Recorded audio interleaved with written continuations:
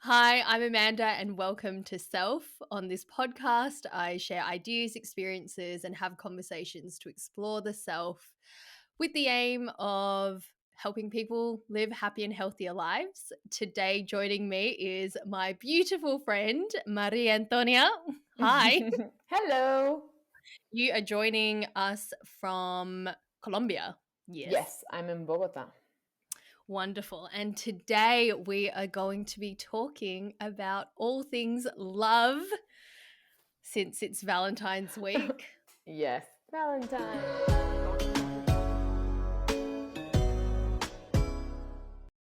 Marianto. Oh, yeah. You go by many nicknames. So I'm going to end up calling you so many different things during this chat. So we're just here to talk about love. I think you and I, we've had many conversations about I just giggle because it's just so much. about love, but also love is so much more than just relationships, Yeah, right? yeah. Like when I asked you to sit down with me about for this call and on this topic, it was really just to celebrate influential loves in our lives, and that doesn't have to be romantic. So I'm curious about some of your most influential loves. Well, I think I've been lucky in all love aspects of my life except relationships, if I really think about it, honestly. Like, that's the one thing I'm kind of like, not there yet. But, nah, I had good, loving boyfriends as well. Um, but not in my recent history.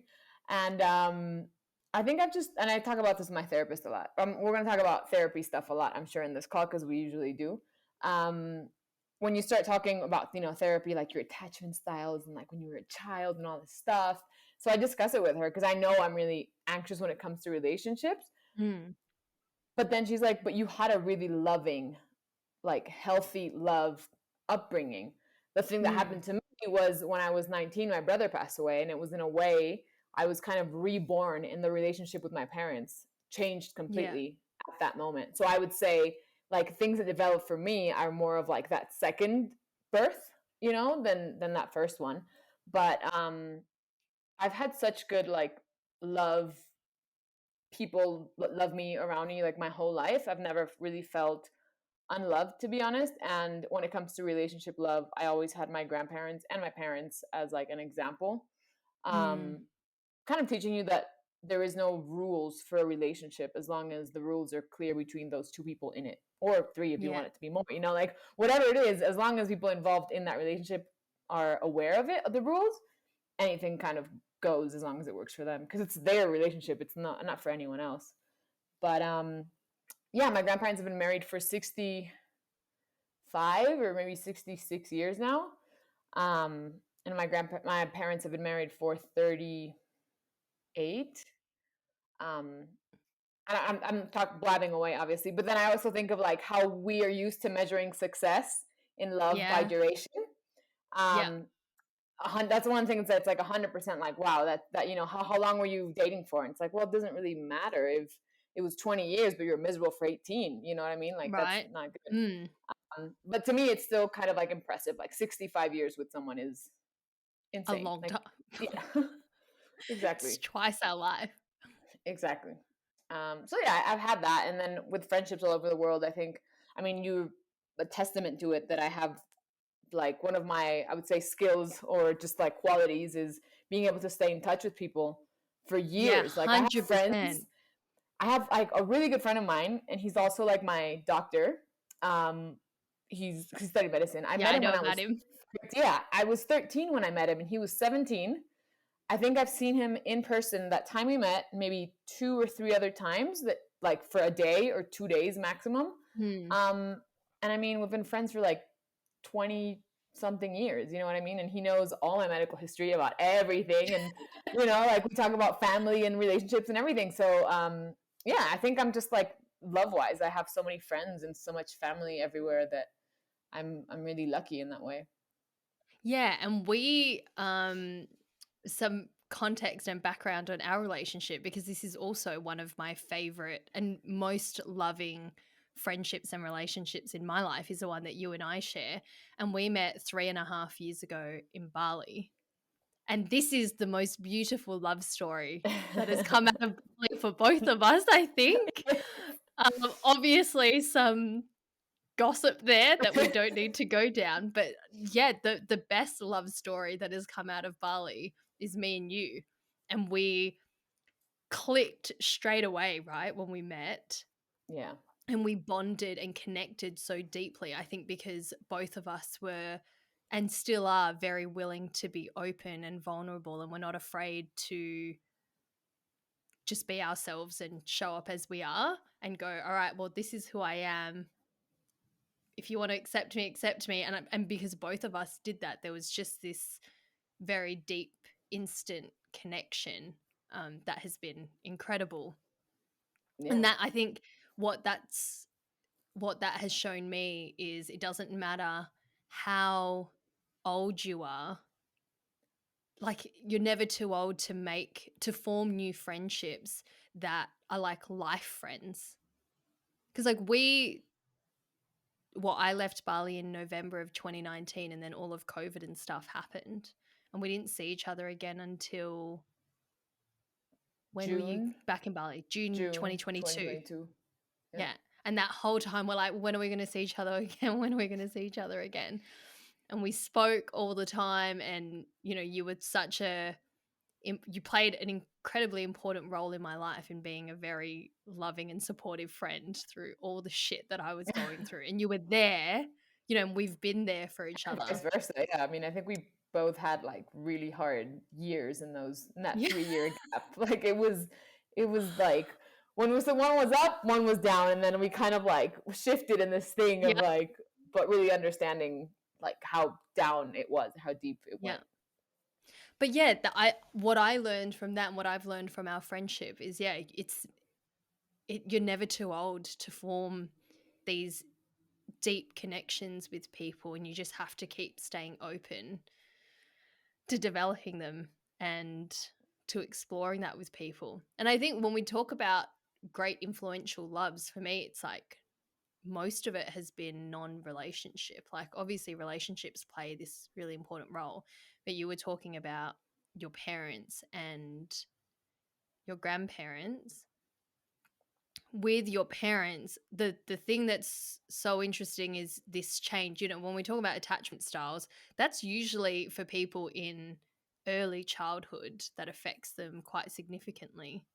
But you were saying that it happened after you were 19. But what was, I guess, like before 19, it sounds like you had an awesome relationship with your parents and they were very loving and nurturing.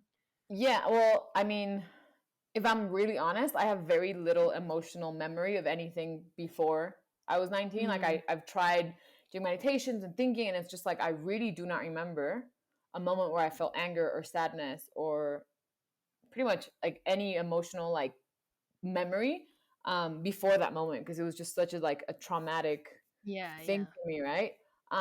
But like growing up and like seeing and talking to my parents, talking to my family about how my parents were, like just trying to understand all these things. Um, like, and I see it now, like my dad and like our relationship is complex as always, and also with my mom, and he's not an easy, positive person all the time. Mm. But as a child, I really don't think, like, I really don't remember anything particular being like, oh my God, this like scarred me or like didn't give me the attention I wanted. Like, I never felt as a kid that I had to be the best at anything to be accepted. You know what I mean? Yeah. Like, Which is I quite opposite to my exactly. experience, right? I think it's funny because when we talk about you and I about our growing up, it's like we're so similar now, but our Yeah. childhoods were so different. Our relationship with our parents were so different. So it's just really interesting. I think um, we all have a soul, and it's up to us to kind of like get through there. Like you can like you just find that way, and stuff will like mark you and shape you, but it doesn't define you in a way. I think that's Mm. what I think about when I see like us sharing so much in how we feel and see, Mm. and having such different backgrounds. Um, but yeah. But so you don't have these significant negative, like, I guess let's just call them Mhm. negative memories. Are there any very significant positive memories where you just felt an enormous amount of love, or were there any Mhm. core memories like that that really Yes. stand out for you? I think for me as a kid, Christmas was a big one. Like Christmas, Yeah. and now it's like it's still a big one. You But now love as it. a You grown love up, Christmas. I love it and I suffer through it so much as a grown up. It's a really hard season now, like obviously with everything that's Yeah. happened and stuff. But I still like, even with the chaos and the craziness, we still get to, like, this Christmas we got together. It was 12 people in my house, in one house sleeping, because there were like 10 in the other house. You know, like it's a lot of us. But growing up, I remember like that Christmas like memories of the 24th, which is, if you're Latin, you know, the 24th is like the big Christmas Is day. Christmas. Yeah.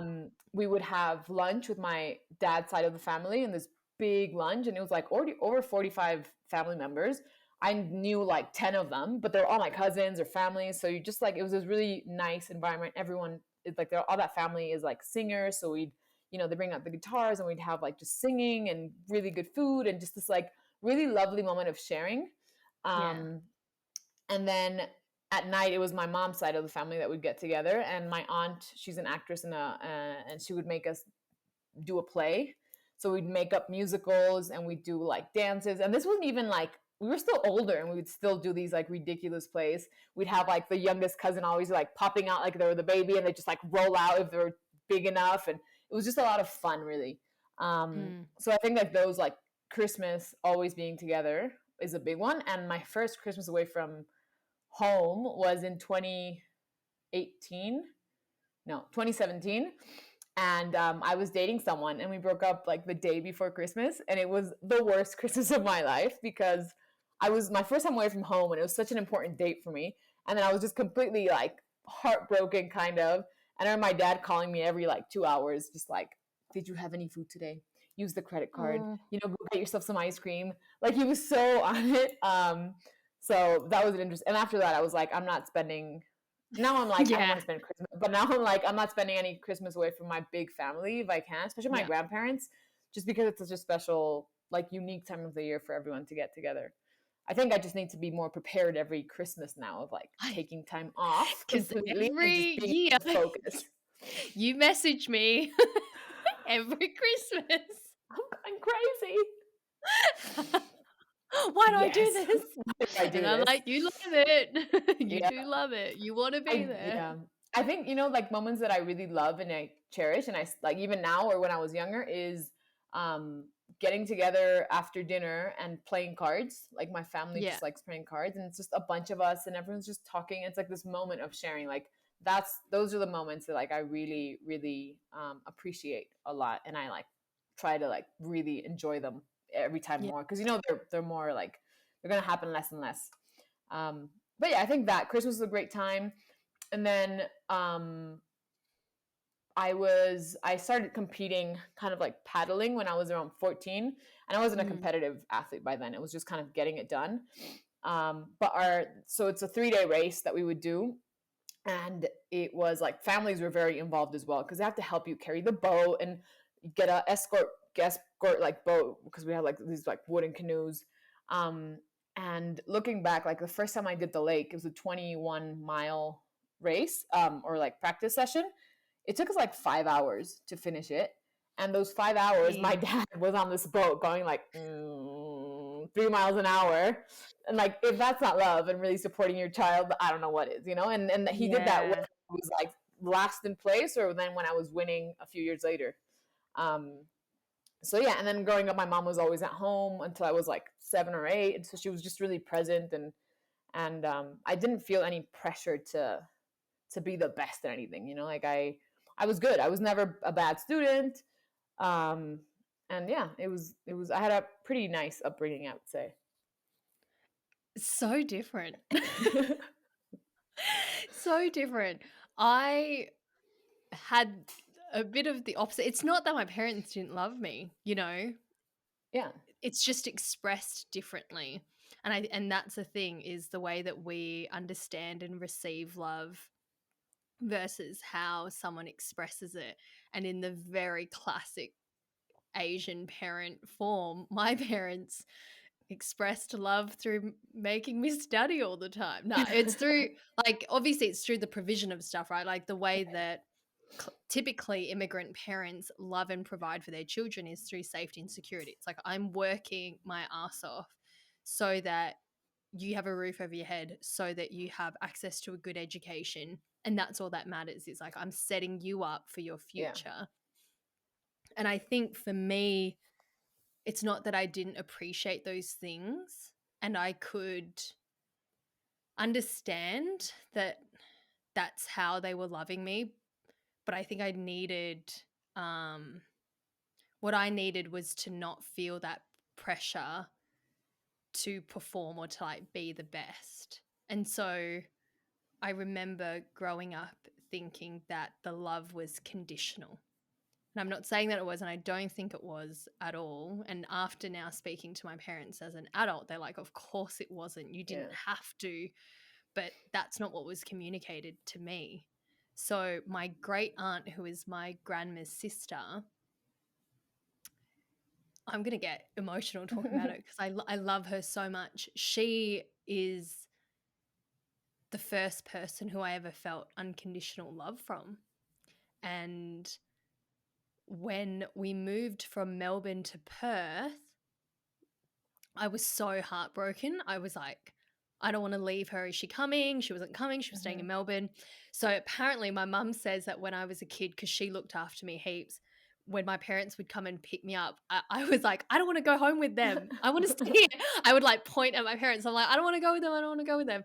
So like, I've just loved her so much. And all of my favorite memories pre-6 are only with her. I remember like waking up at her house and she would make me Milo and record Sailor Moon while I was in the bath, and I would take Barbie into the bath with me, and I'd come out and she's like, okay, you can watch Sailor Moon now and have your Milo. And it was just that brings me so much joy thinking about it. It was like such a positive memory. And when I moved to Perth, she would send me for my birthday every year a new Barbie doll. I was like obsessed with Barbies. And she would send me, you know, the fancy ones with like Swan Princess Barbie. And with, I remember one Barbie had a dress that like changed. If you Yeah. pulled it You in clip one it on. direction, it was, it was like one dress, and then you pull it in the other. Oh, I was like, I loved Barbie so much. She would send me new dolls. She would write me cards, and I kept all of her cards. I still have them today because they were so special to me. And she'd call me up, and I think with her, she was the only person, particularly like an older figure in my life, where I felt I didn't have to be anything or anyone else except for myself. And that feeling of like you are unconditionally loved and accepted as you are, was just like what I would cling on to. And you know, I was saying this to a friend yesterday. I don't know if you did this as a kid. This might be really messed up. I would lay in bed. I think I was like 8 or 9 years old. And this actually happened for years. It's not like that was the only time I would think about her dying, and I'd just start crying. Right. I think Did you do that? I think it's normal. I don't know if I did because again I remember many things, but like now, even now, it's like these moments where you're like, okay, but yeah, I'm pretty sure people do that. Kids do that. Okay, thanks for the validation of weirdness. No, but I would do that. I would lay there, and I just couldn't imagine life without her. And yeah, she's just such a beautiful person, and now she's got dementia and she's in a home, and it's so sad because our relationship has changed significantly. But I think that having just her, like this one person, I was like, that's love. Like that was my truest example of love, and is still what I hang on to, is like that's what love is for me, is you can be you completely. And I think that should be the case regardless of whether it's friendship love, romantic love, parental love, whatever. It's like, I accept you and love you and as you are. Yeah, exactly. I don't know if I told you, or I was talking to a friend here, and I was like, talking about relationships now, like I forgot what it feels like to be in love. Like I was like, man, I don't remember what it. And then I was like, so what does it really mean to feel? To what does it feel to be in love, right? And I was Mm. like, for me, it feels like safety, and it safety in the Mm. sense that I like no matter what, that person is gonna be there. You know what I mean? Like that's what family is to me.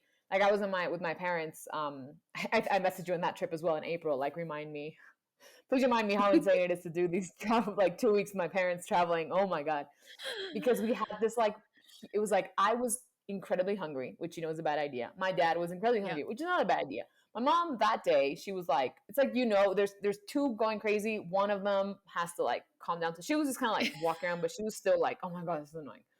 And I remember that night, like we ended up, it was like this tiny little town in Portugal. We couldn't find food. We couldn't find like anything to buy, and we were just hungry. And then we cooked dinner, and I remember telling my mom, like, man, this is definitely family, because if anyone treated me the way I was treated, or if I treated anyone the way I treated you guys today, and they walked away, I would completely understand why they walked away. Like I was like, it was not a nice. We were not in our best. Like none of us, Mm. right? Um, but then it's like, well, that's what family is, right? Like that to me that's what real unconditional love is, because you understand it's a moment. You understand it's not that they're like this all the time, Yeah, and you're yeah. okay with accepting this like moment of like down, being down or upset, because it's just a thing that will pass. Well, just because we're human and we Yeah, have these moments where, yeah, we're quite overwhelmed by emotional hunger and we don't show up as our best selves. And it's like, when you're a bit of a shithead, can I still accept you? exactly. Yeah. And it's not like you're gonna get a free pass to be a shithead all the time, which can happen sometimes. It's more of, and that's kind of like the person receiving the shit is the one that has to be like, okay, boundaries, and being able to Mm. identify how much Mhm. is it, how much am I okay with, and to what point. Like one thing that I do not tolerate is, I don't care what the reason is, you're not going to Yeah. yell at me and say bad words to me. Like that's to me, because my parents have never screamed. I think once in their lifetime I heard them screaming, and they weren't saying bad words, and I remember thinking, oh my god, they're gonna divorce. Like at this one Oh, moment when I was 15. But it's like, for me, screaming is something that it's not something I mm. tolerate and I take, and that's something I know. And I remember once with a guy I was dating, or my boyfriend, he said the word, like we were arguing, and he said the word shit in the argument, like I don't give a shit, blah blah blah, like whatever. And then I stopped, and I was like, or the argument was over, I was like, don't ever use that kind of language with me when we're talking. Like that's one thing that I will not take. It's like one of these things where you kind Wow. of have to have those boundaries. To me, it's like a big one. Um, and I think, yeah, that one I can do and have clear, but there's many others that I don't, and I'll take shit, and then you're like, okay, no. So I think it's important to have Yeah. that balance between accepting someone unconditionally, but then also Yeah. understanding, like, one thing is a moment, and then one thing is a pattern. And when we accept Yes. patterns, Yes. Yeah. that's when we're kind of like breaking that boundary and that like protection of ourselves and our self-love, which is also Yeah. super important, obviously. So I think that's the thing, defining moments against patterns. Yes, I was going to go there, and I love that because that's the biggest thing. We can have, compassion and understanding and give people some grace for these moments, but it's when it's repeated, ongoing, you are continually crossing my boundaries that I've set.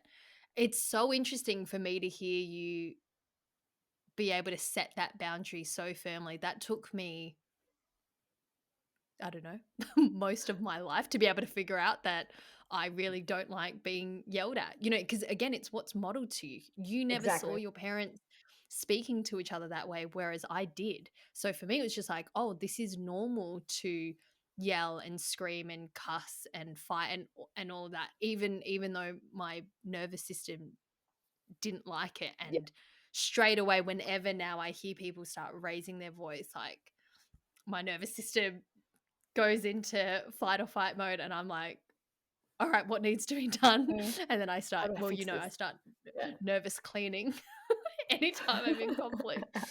Um, yeah, but I love hearing that.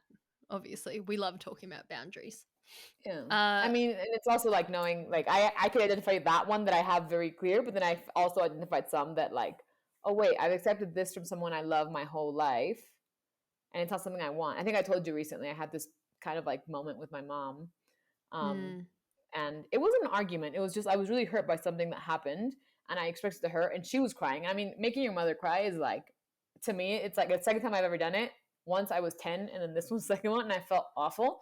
But it was also because for me, it was realizing her being the most loving figure I have in my life, mm, saying something like she says things all the time like I'll be there at this time and then not making it, or I'm going to make it to this and then not making it, translated into me accepting for people that I love telling me one thing and acting differently and then just acting like that's okay. And that yeah, like if I'm going to be specific, it's like someone telling you, "Hey, I don't want a relationship," but then acting differently and telling you things that aren't, and like these mixed signals, then you take it and you're like, "Okay, but but they really do mean this because they like it's like this thing." And to me it was like this moment of like no more, like you have to be, I don't know how to say in English, consecuente. Like when you say something, like that's what you do. You stick to it. yeah. Um, Following through with your yeah, word. Well, exactly. integrity behind your word. And that's, I guess, when we talk about influential loves, it's both, it can influence you in many different ways. And in so many ways, the love that your parents have shown you have, like, it's shaped you in an Hmm. awesome way. But at the same time, like you recognized, I remember that moment because we were talking, and it's just like, oh my gosh, this is why I've accepted this type of behavior from men, was because also like that was something that you had accepted your whole life, from Hmm. your mum as well, right? Yeah. And like when I what I want her to understand is I know she doesn't do it because she doesn't love me. In the Of end, it's like she course. really wants to do that. It's just, and when she's like, this is just my person, this is how I am. And I was like, okay, but this is what I need. Like it's just kind of like, again, like meeting that person. Um, and also like I don't blame her. Like it's not, what I mean, it's not her fault. She didn't do this to harm me in any way. Yeah, It's just yeah, like you said, that's just the way she is. And I mean, she's in her 60s. Like that's just the way she is. She's gonna be late forever. Like that's being on time is not her thing, and keeping her word is just it's hard for her. It's me more of me realizing how it affected me and then how I decide to not let it or accept it from her in certain ways, and that's it, kind of like figuring out. And I think it's like a moment of being an adult and a conscious human, of realizing yeah, these things and not being like, oh mom, it's your fault I don't have a boyfriend, you know what I mean, like yeah, blaming other people like it's your fault that I accept all this. No, it's for some reason I took it in that way, and it's my responsibility now to change it. yeah, yeah. And yeah, and I think from there, just communicate very clearly what your boundaries and what your needs are, which you did. It's Yeah. like, hey, if you're gonna tell me you're gonna show up, I need you to. Or if Or you just can't, tell just me. let me know. Yeah, exactly. Which is a very fair request. Yeah. Yeah, it's when you were saying about acting out and how, like, our family really do cop some of the worst versions of us. Oh yeah. Like, I mean, the argument I had with my mum last year when I was back in Perth, like, I have not raised my voice at someone like that in over 10 years, I reckon. And the things that came out of my mouth, I very much regret. I was very overwhelmed with emotion, and I obviously, like, remember. everything comes back, right? Yeah, and I was so triggered, and it was just like being a little child again. It was all of whatever young Yes. Amanda's feelings and pain coming out all at once, and I Yep. unleashed it on her. And but then we had a very healing conversation after that. Like, it gave us an opportunity to have that, and for me then to really realize how much my mum does love me and value me. So there Yeah. was something great that came from that. And I think, yeah, part of loving people is not only, there's this, like, I feel loved in the same way you do, like when I feel safe to be myself, to be every version of myself, but that also you still want what's best for me. And obviously when we love people, we want to see them shine and and be whoever it is that they want to be and flourish in that. But also recognizing that, yeah, when people love me, that means sometimes I'm not going to show up in the greatest way possible. And I think when people stick around through that and you can work through conflict and hard times, like that builds on itself. I think you kind of need that Yeah. in You can't love, right? always be the sunshine No, always because we're humans. We have like a range of emotions and you and I definitely. yeah. I mean, I like think everyone does. Just some people just aren't so Everyone aware of it. does. Everyone, they're just not really aware of it. You know what I mean? They just Yeah, like, or like willing to feel it all. hmm And you and I are definitely feelers. We are so willing to sit there with all the yeah, emotions yes, a and cop it lot. all. I Yeah, think it and was I think that's interesting what you said about feeling like a little Amanda again, and like having this trigger. Because when I this thing with my mom, it was the same thing. I called her and I was like, it's 4 o'clock. You said you were here at you leaving at 3:30. We're leaving to the airport now. You're not here. And her reaction of just going like this pause and going, "Aw," like that to me was this like anger that just because yeah. it was that reaction of like feeling like a 10-year-old girl didn't get picked up and someone's being like, "Oh, you poor girl," like, "Oh, that's okay," it just like that's when I lost it. That's when I just hung up the phone and started crying. I was like, "Take me to the airport now," to my dad, and I think it was just this moment of like implosion Yes. kind of, and it's a connection with, and I think that's in a way it's healing because you realize when that 10-year-old girl is the one that's hurt and is feeling all these things, Mhm. and Mhm. then being able to be like, "Oh, look, I see you. I'm not the same. We're not going to take it anymore," kind of thing. Yeah. My What's dog's that? here. Oh, Talk about unconditional love. I Dogs. know. Yeah, actually, because oh my gosh. Yeah, pet love, also a different kind of love. Yeah, Do you want to completely tell us a little unconditional. bit about it? Oh my God, this is like Martina's story is a relationship love story that became just insane. So Martina was found on the street when she was like a month old, maybe less. And I took her in the house and found her a home. I was like, I'll take her until I find her a home because I was in university. My other dog was already in my parents' house, so I knew I couldn't take another dog to my parents' house. I was dating my boyfriend. We'd been together for almost 4 years by then, and um she was I found her home and he was like, no, look at her, she found her home, like she can stay with us, like just look how cute she is. And then I was like, my mom will not let me have a dog, like I cannot. And then he's like, I'll Yeah. call your mother. He called my mom. He was like, no, she's gonna be my dog, don't worry about it, like I'm responsible for her, she's under my name. She was like, okay, but she's not coming to Panama whatever happens. um and then I was graduating school. I had dated my boyfriend for 4 years since I was 20, so about like yeah, my whole college life. And he was older than me, like 3.5 years, and we lived together for 2 years. He was moving to Peru, so I was gonna move with him. And my mom was like, "Just think about what you're doing, because you don't have a ring on your finger, but that's pretty much what you're doing. Like that's it." And then I kind of freaked out. Especially, she was like, "You didn't tell me that you're going to Peru to this like sightseeing kind of thing, this company. Yeah. The fact that you didn't tell me tells me something. So just think about it." And I was like, "Oh my God, she's Right. absolutely right." So instead, I was like, "I'm going to go to South Africa for 3 months." And that was like my first time traveling by myself. My ex boyfriend was lovely. He gave me this beautiful like lens for my safari outings, and he was like very supportive. And he went to Peru with our dog.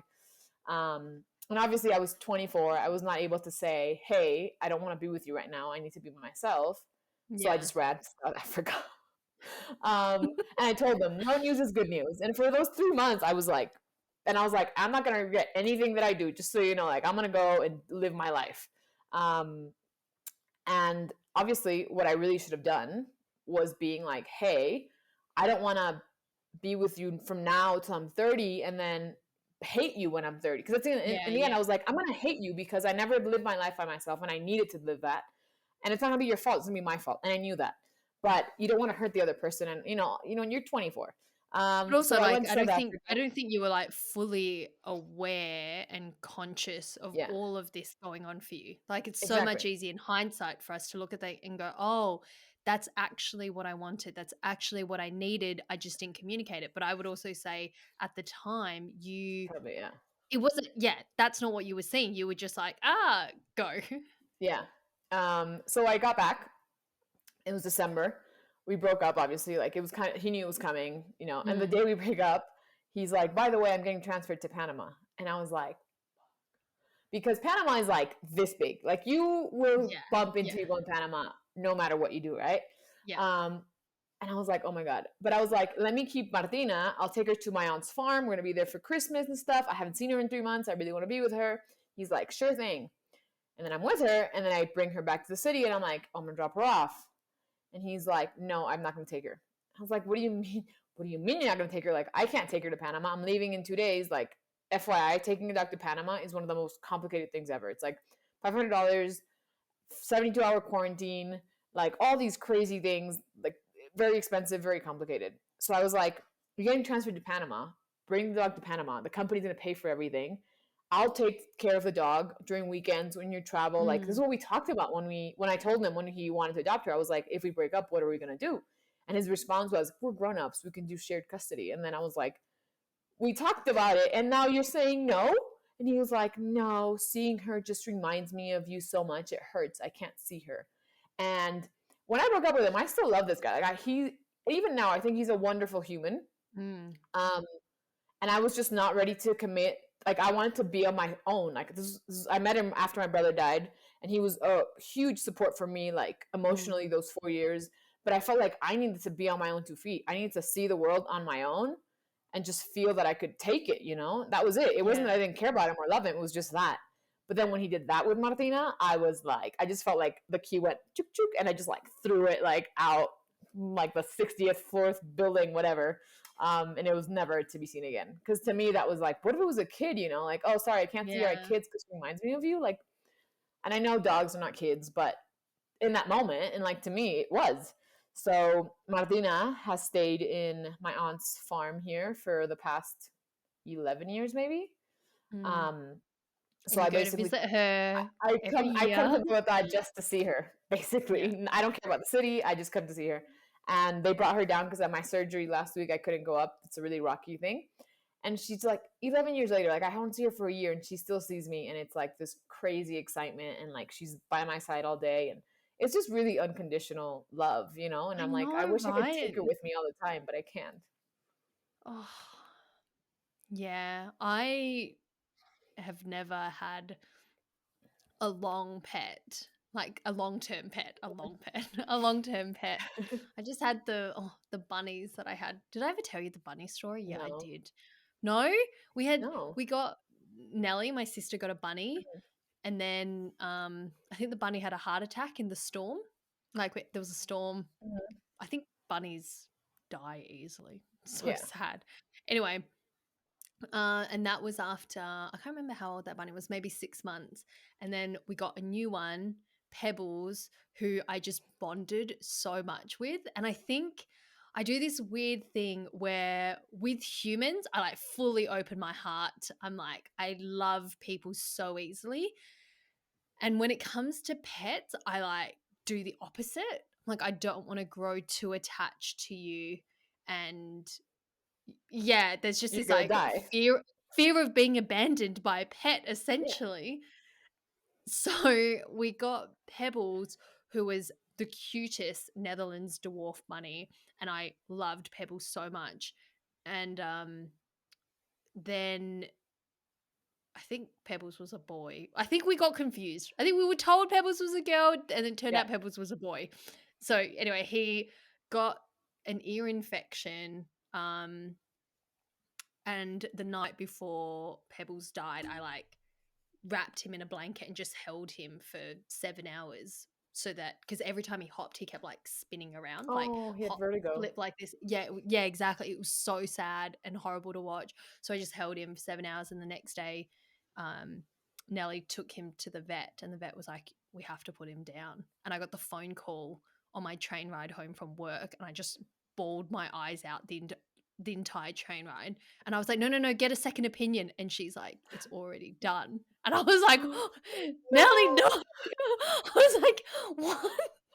Oh my No. god, you didn't even make it there? Yeah, no. It was like, Oh, we took Pebbles to the vet. The vet says that, like, what, like, oh yeah, Pebbles has an ear infection, needs to be put down. And I was like, well, wait, just go and get a second opinion. Like, I'll pay for it. Go to another vet. And she's like, oh no, we already, like, we had to do it. oh So like no. we gave him a funeral and buried him. But after that, I think I was just like, I'm closing my heart to To pets. pets. Yep. And that was 9 years ago or something. And now Was he it's like the first death you had of someone you loved or something? I don't know, someone, an animal or a person? not no, because I've had, and that reminds me of other great loves, actually. Things are coming up for me now. This is interesting. I don't know why I'm smart. No, I'm thinking my great grandma. So two really significant people have died in my life. My great grandma when I was 6, and she was someone who I felt really loved by as well, because she lived with my great aunt, and she was so cool. I used to watch her do her stretches every morning, and I remember thinking, she's so tall. That was something I thought all the time, because she was like quite tall and slim, Mhm. and she was so happy, and she would save food for me. I love food. She's Yeah, I have like really wonderful memories with her. And then my auntie, my mum's younger sister, who passed away when I was 9, and she was someone who I felt unconditionally loved by as well. So that really rocked me as well. And maybe that's why. Yeah, I don't know, but maybe Pebbles brought up some stuff, and after that I was like, no, you can't just. But it's weird that I don't have that. Um,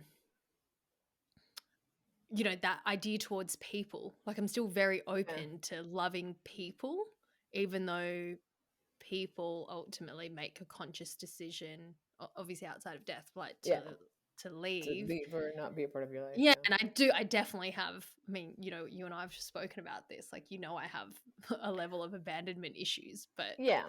I think it's also pets need there's no autonomy. Like you need to be there for them as well. yeah, Like you yeah, take them out. You have like you're like that person. You're their person. yeah. I think my favorite book is The Little Prince, and the whole Mm. chapter of him when he meets the fox. Like I read that chapter and I bawl every time, because it's about friendship, it's about love, it's Yeah. about I don't know how the word in English is when you're like basically it's like training. Like he trains the fox to wait for him, but that becomes his human, like that becomes his friend. And it's such a beautiful chapter. If anyone has The Little Prince, go read it. I think it's You chapter talk about this 24. book all the time. You love this book so It's much. I know. that chapter especially is amazing.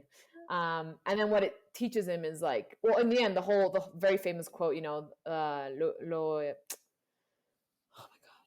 beauty is invisible to the eye, lo esencial es invisible. No, I can't say it in English. I'm gonna find the quote because whatever.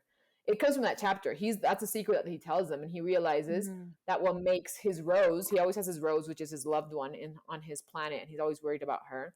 What makes his rose so special is the time he spent with her, not Mm. the fact that she's Rose, because the little prince always thinks the Rose is unique in the world, and she's very sassy and she's very like, I am super strong and I can fend off tigers with my thorns and blah blah blah. And then he comes to the earth and he's like, oh my god, there's like a garden of roses and they all look like her. Like my rose is just one in a million. What is this? And then he meets the fox, and then eventually the fox makes him realize like this rose is so special because of the time he spent with her, because of that Yeah. relationship they built, right? So yeah, it's a great book about love, life, death, everything, childhood, Friendship. Yeah. friendship. Yeah. Um, but yeah, pets and humans love unconditionally. Do you have a romantic past love that has been incredibly influential to you in a positive way?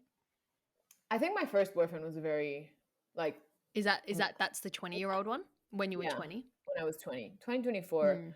Um, we never had an argument. I think the only time we fought was one time he didn't make it home, and he said he was gonna make it home, and I was really worried because he was far up in like the farm, so it's like a really risky road to take at night, and he wouldn't pick up his phone, and it just triggered me of like when someone is like I was like he died, you know, like this is like complete like oh my god he's You dead and I are because so extreme. We're so the same in this well, because my brother did 100%. die, so it's like this traumatic thing Yeah, of like this can happen, and it like I was like yeah, shaking when he got home. I was livid, and he understood. He wasn't reactive. He was like, "I'm so sorry," you know, like I'm sorry. I should have he got called. it. Yeah, he Yeah, got it. You know, it wasn't. I think that was the only time we had like, and I screamed like I was like I really lost it, but it was a fair reason. Like honestly, which and just brought then up a lot for you, obviously. Yeah. yeah, it was crazy, and that was really the only time we fought. I think. I mean, seeing like if I would date him now, I don't think so because I think I'm a very different person than I was Mm, then. But it was a really loving relationship. Like I felt supported. We like it was very balanced regarding like what we each put in the relationship. You know, it was nice. It was healthy. My parents loved him. I loved his parent. Like it was just good. yeah. Um, and then I think if I like think about it, like there's like that one, and then my other boyfriend maybe a few years later that I was like, I'm gonna get married. You know, like this is the one. Um, but then I ended up breaking that up just because I saw a lot of red flags that to me were very important that I knew Mhm. would be a problem in the future. But with him, I also felt super supported, super loved. Like I knew he believed in me 100%. He made me feel like you can do anything. You know what I mean? Like that Yeah, yeah. belief and like that someone has in you, and I think that's what I haven't had in a very long time, and I think it's something that I obviously would love to experience, but also it's like I learned the hard way because I didn't have it wasn't my boyfriends, but I did meet a lot of men in my recent 5 years past um, that kind of like made me lose that self love and self trust. So now that belief that my ex boyfriend might have had in me, I realize how important it is for me to find it within myself. Yeah, and I guess a part of that is also part of maturing, I think, and getting older and learning exactly who you are. We're like figuring out our place in the world a lot of the time. And I think we're quite similar in that there have been times when we've allowed ourselves to be made smaller and we've diminished ourselves for because of another person, like someone we're in a relationship with. Um, and healthy love, whether that's friendship, parents, relationship, I think is the kind of love that is supportive in that way, right? Where you get to also be a fan and support yourself, where it's like, I just want you to flourish how you want to. And like all the stuff that he saw in you, you now see in yourself. And I think like really great, healthy love helps you see things that are amazing about yourself. It's not just like, oh, I'm amazing because this person thinks I am. It's not coming from a place of external validation that makes us feel great. It's almost like offering another lens in which we can see ourselves and then we love ourselves more. Does that make Yeah, sense? yeah, Yeah, it I does. think of that because like with my ex who has told me to call him DT on here. Um, I think that's of all my past relationships, like that's the one relationship that I felt most secure, loved, and safe in, and where I like really felt unconditional love as well. And same thing, I think it's like feeling that unwavering support and that feeling of I've got you, you know, really allows you to discover things about yourself. It's just that safety to go to places without having to prove anything, without being anything. It's just like you go be you, which is a Yeah, wonderful thing to have. Mm. Especially given the different relationships we've had oh yes, um, since we've met, previously. let's just leave Since it at we've met, yeah, that. yeah, since we've met. Yeah. It's a great thing. I think even with relationships that haven't worked out, like obviously they're all learning opportunities, but I'm so deeply grateful for the great loves, like I think for you Yeah. as well, those two past relationships where you know what it's felt like to have a loving and supportive partner. And then you know what it's like having really great loving parents. You've watched the relationship between your parents, the relationship between your grandparents. You felt that. And then as well, in developing your relationship with yourself and knowing what you deserve, knowing how valuable you are and all the wonderful things about you, I think that sets us up to be in a position of going, I'm not going to accept um, anything else that doesn't meet this standard of love, right? Yeah. Although we do from time to time. Oh yeah. Oh yeah. Not recently I haven't, but that's a good thing. No, yeah, exactly. But that's it. It's just like more self-awareness and going, well, why have I in the past? And then what choices do I want to make now for myself? Yeah. That's pretty much it. It is. And, Yeah. well, happy Valentine's, people. Happy Valentine's Like, Day. Well, I mean, is Valentine's Day a big thing in Australia? Like, is it a huge thing like it is in the States / Panama? I don't think anything is as big as the way things are in the States. True. In Oz, I think people buy flowers and stuff. I've never been someone who like celebrates Valentine's Yeah. Day just because everything goes up in price for no reason. And I'm not a fan of that. Obs. Yeah, but I guess something I take from it is just an opportunity to think about and to reflect on what love is, what love means to me overall, I think but I do have a Valentine. ooh, that's And he's good. awesome. So That's great. long distance Valentine. Well, But soon enough, you can celebrate Valentine's any other day. yeah, exactly. So I think so soon.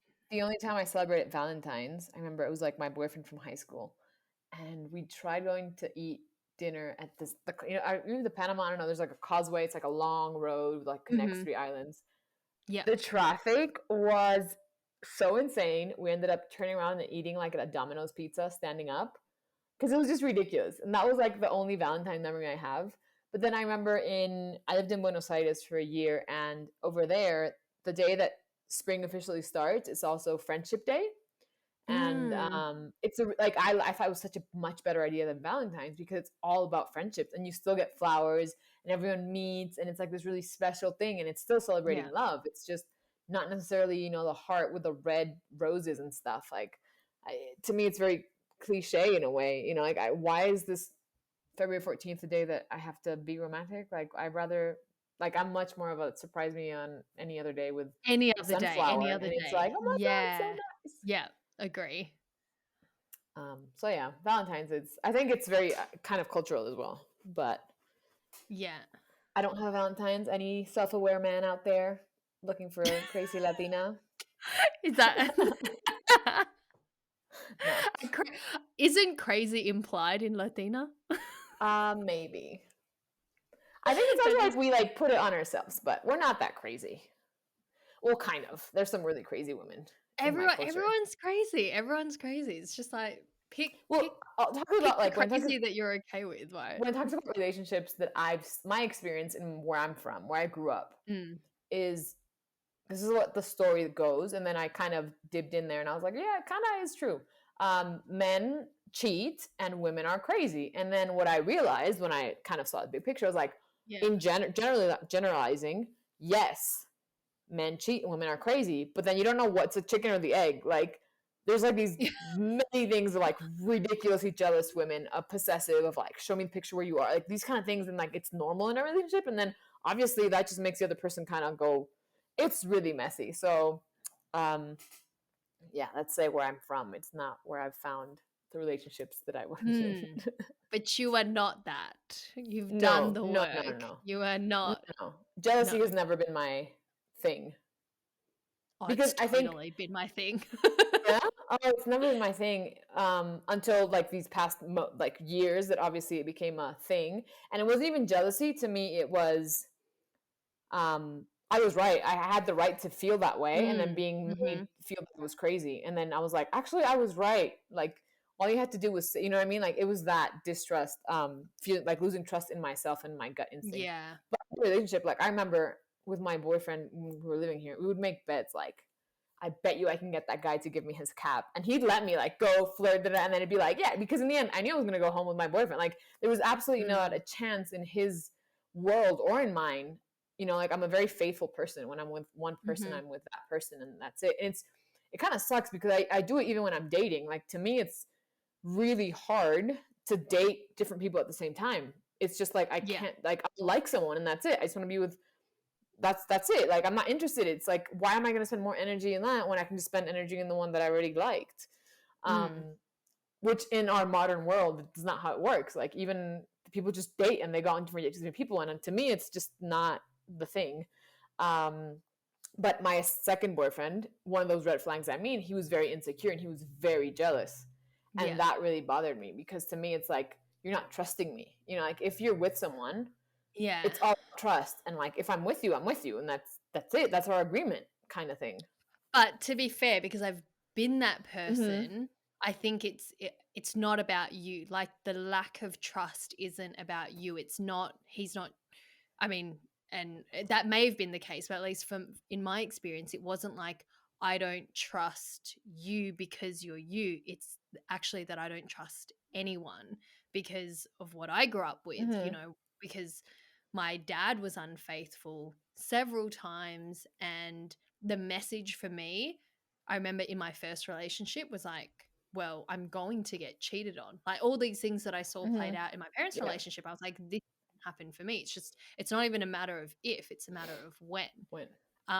So I expected that to happen. And obviously, over the years have had to do a lot of work to understand that, to realize these things that come up for me when they do, and having that like level of unconditional love and Mm-hmm. safety and security in my past relationship, I think healed a lot of that.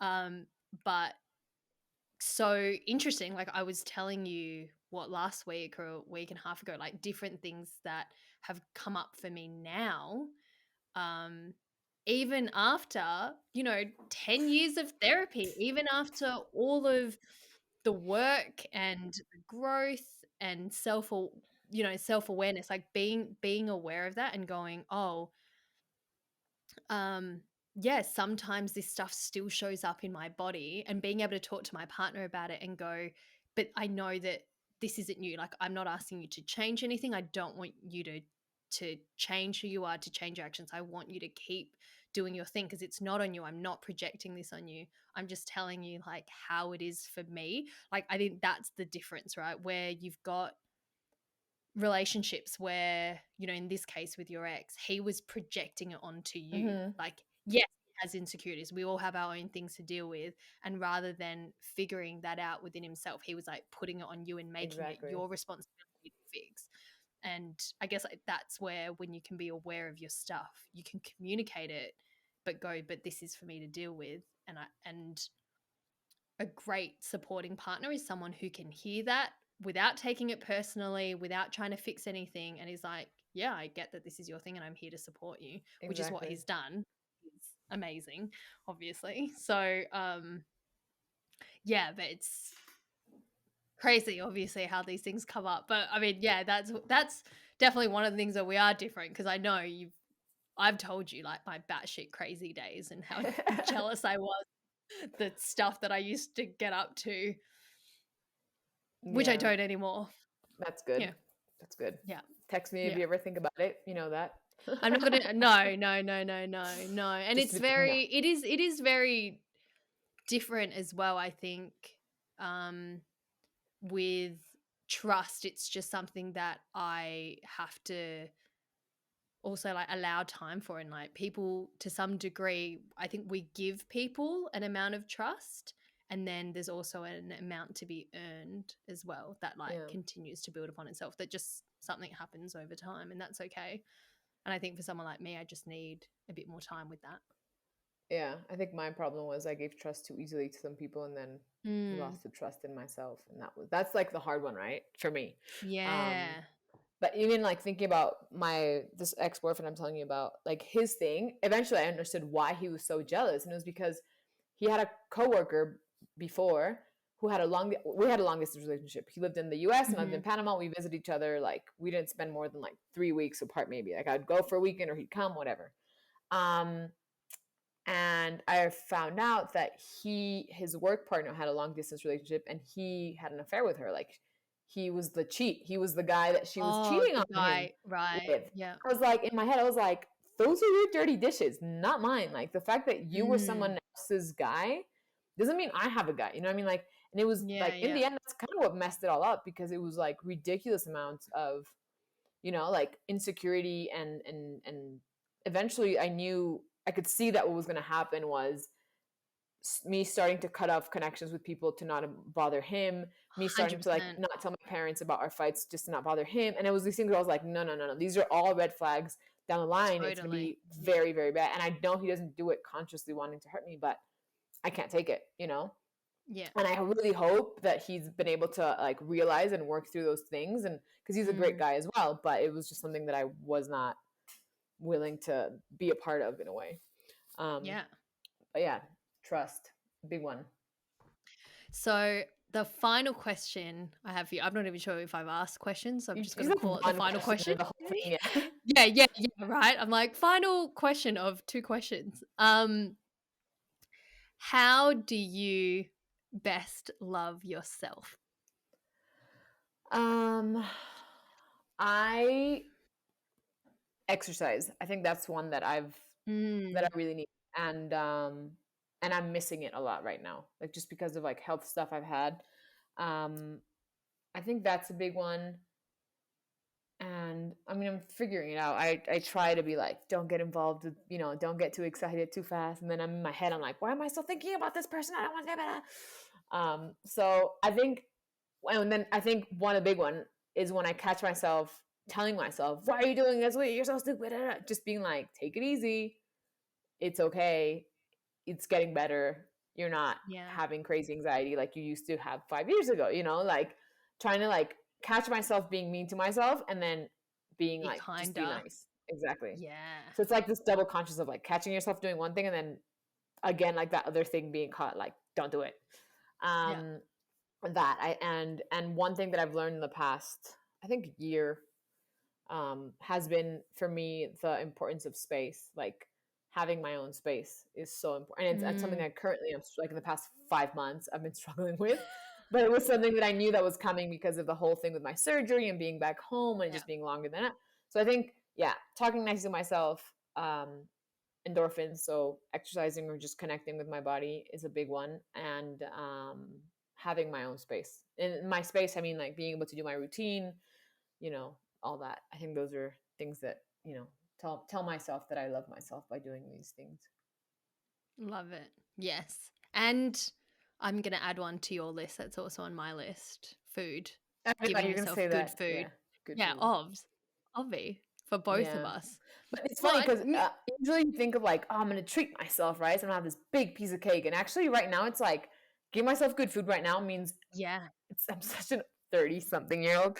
It's like having a big bowl of like kale and broccoli and like, Healthy what I mean? Like food. I want green food right now. Like my body's like, I'm done with bread. I just want the good stuff for now. I mean, I just when you said that, I just thought about that meme that you sent me the other day. That was like, what was it? there's like That was 30,000. yeah, I know every day. No, but the one that's like when you're in your 30s and it's like no dairy. Oh, whatever. I like in your 20s, you say something like, "I'm just gonna cut out beer," and then whatever you lose weight or something, and Yeah. in your 30s, it's like I'm not consuming dairy, no gluten, no this, like only veggies. Yep. No, I think good nutrition that makes your body feel good, Yeah. sustainably good, not just high off sugar for 5 minutes, like that.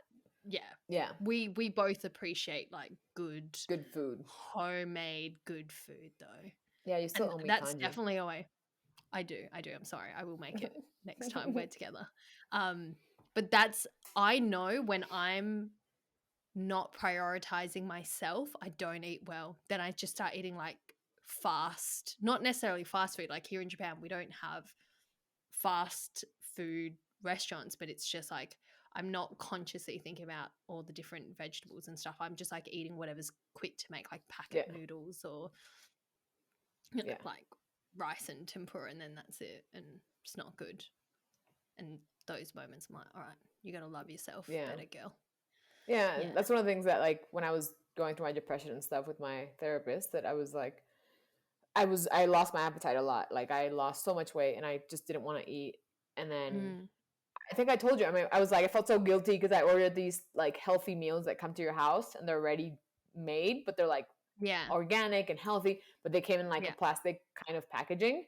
And I was like, but they're plastic and I don't want them. And then it was kind of like, yeah, but you need to like focus on yourself and getting good. If you're going to eat, make sure it's good food. And like, I would, that like kind of help. That and exercise was just really one of the main kind of focuses on myself to get myself out. Eating good food, even though it was little and I didn't want to, and like nutritious food, and exercising, forcing myself to do exercise was a big one, I think, to get out. Love that. Well, on that note, I mean, parental love, pet love, relationship love, self-love. You've got it all. Every kind of, well, also a good one for self-love is sleep habits. And I'm like, that's one that I struggle a lot. 100%. Dude, I've been going to bed at 10:30 every night. The last it's like 10:50 right now. It's I'm sorry. This is what happens when we're on like Japan and Colombia time. Always crazy. But no, the thing is, I'm sharing a room with my dad because he came to be my nurse, and man, snoring is a real thing for me. Like, I cannot. And I feel so bad because he's so like aware of it. But it also makes me think, like, relationship wise, I'm like, man, am I ready to share a bed with someone that like just makes We've noise spoken about this stuff? every It's time. so hard. I love my bed. I love my space. Yeah. I think being able to have a house with like two spaces, like if you want to sleep somewhere else at house, like it doesn't have to be every night, but it just have the option of like, it doesn't mean that I'm mad if I sleep in a different bed. It's just I want to sleep in my room today, and that's okay. I love. Oh my gosh, I'm so excited for him to get here next week. I'm like, I'm just gonna be clinging on to you all night. Yeah, I can't wait. Well, it's different. I remember that when you're in a long distance relationship and you are together, it's like you definitely don't want to. I need my space. Like no, I'm gonna like not have my own space except for toilet time for the next whatever days we're together. Exactly. I get 2 weeks. All right. Well, Marianto, I love you lots. Thank you so much for joining me. I reckon I need to get you back on. We have such great chats. At least I've enjoyed it. You enjoy it. We all have a good time talking. We all enjoy it. I hope people enjoy it. People hear the whole thing. Yeah, exactly. You stayed. Thank you. Yeah, thank you. And what else do I need to say? Well, this year you're going to be competing, freediving, Panama. Hopefully, yeah. How can people connect with you if they want to follow you and all the fun that you're up to? Follow me on Instagram, Marianto _UV. It's my last name. Or at panamafreedive.com, but I'm not so active on that one.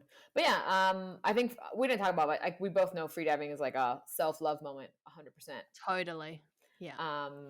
So I'm going to be doing lots of that this year. And I will hopefully see you. Yeah, in Bali. And I will hopefully see you. Well, I'm going to be in Australia. I know, but it's close. Like, are you kidding me? Yeah. One of us, I know we're going to see each other. Of course. Yes, of course. We will. Awesome. I will link your details in the show notes. And if anyone wants to follow this podcast at self_podcast or at Amanda Letran, Letran. I release episodes every Thursday. I'll see you next week. Thanks, Marianto. Bye-bye. Love you. Bye, everyone. Bye.